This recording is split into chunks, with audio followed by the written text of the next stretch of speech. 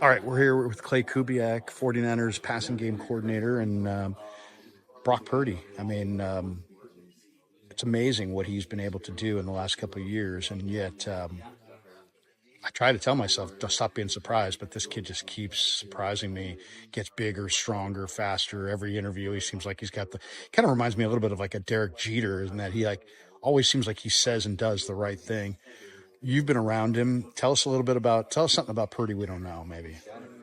I mean, that's a pretty good comparison. Jeter. I like how you said that. How he prepares, how he just says the right things, how he's so accountable for everything. I think the biggest thing with Brock that people don't know is just really how talented of a thrower he is.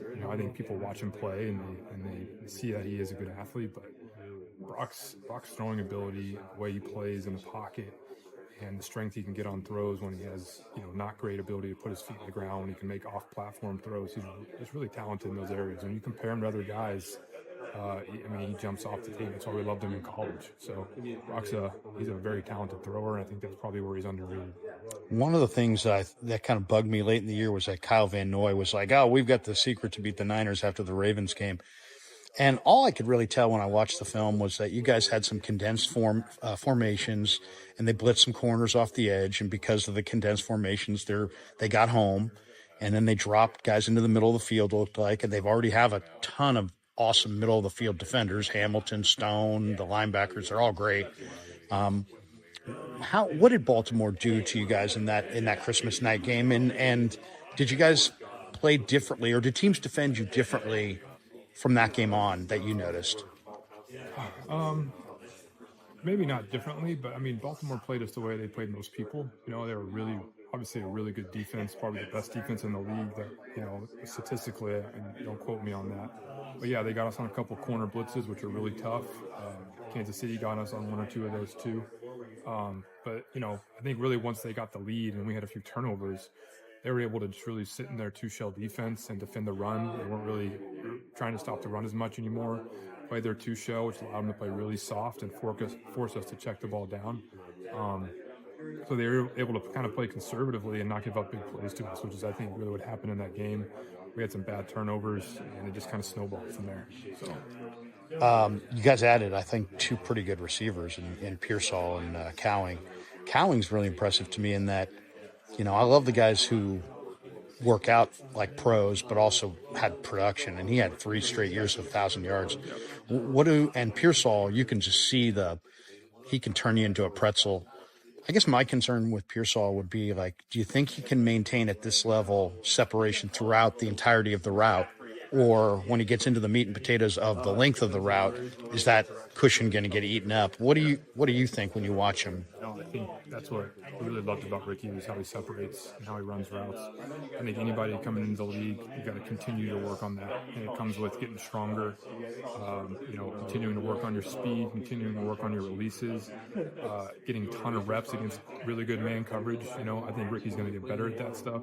He got better at it in college. He's a strong guy, but he can get stronger. I think all those things, if he continues to get better and build on that, I don't see it being an issue. I think he's going to continue to become a guy who can still separate, against the best corner. So we're excited about. Yeah, and Cowing, seems to be there's a lot of small receivers, and there's a lot of guys who run in the 4.3s, but it seems like there's a precision and I don't know if there's a seriousness or what you want to call it, but he runs really good routes. He seems almost veteran-like in the route running, the way he gets in and out of the break. What do you see? Because to me, he doesn't seem like a sprinter. He seems like a football player with 4.38 speed.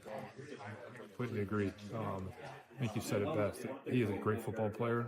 When you see it when the ball's in his hands, he doesn't try to get down, run out of bounds. The guy likes contact. He's trying to get yak every time he touches the ball. But he's explosive. He's not a track guy where he needs a lot of space to build up speed. He's fast off the ball. He builds speed throughout routes. And he's experienced. Played a lot of football. He's been coached really well at Arizona. He played in kind of a pro-style offense where you can see he's been coached on route detail. There's a lot of things we like about that. I really kind of, granted, I haven't seen a ton of them, but I really like Tanner Mordecai, especially when I watch the film, and it just seems like there's a lot to like there. Sub 4.5 speed, seems like he throws all the short and intermediate stuff on time and with accuracy.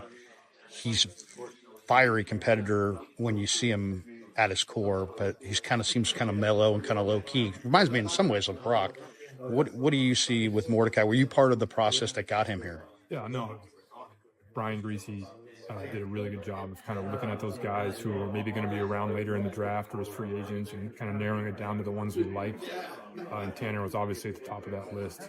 He is competitive, and you saw it all over his tape. The guy hung in the pocket and could make throws, make NFL-type throws from the pocket.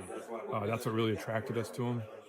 Competitive player, very smart and very athletic, so he's got a lot of traits to work with. We're really excited about him. He's been doing a great job. I've been really impressed with him mentally and how he's picking up our offense, not getting a ton of reps out there, being the fourth quarterback. He's picking it up and he's learning, and he's going to be a fun guy to work with.